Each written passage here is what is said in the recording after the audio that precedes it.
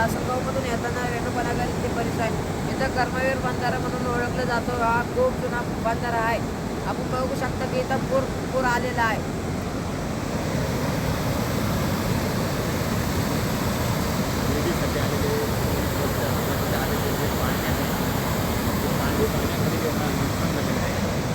आपण बघू शकता तर आपण कर्मवीर बंधारा बघितला आहे आणि भाविक भक्त रेणुकानगर पाळणे आहे यांचं खूप नुकसान झालेलं आहे. त्यांनी पाण्याखाली गेलेले पाळणे व भाविक भक्तांचे हे दर्शन करायला आलेले खूप हे झालेलं आहे.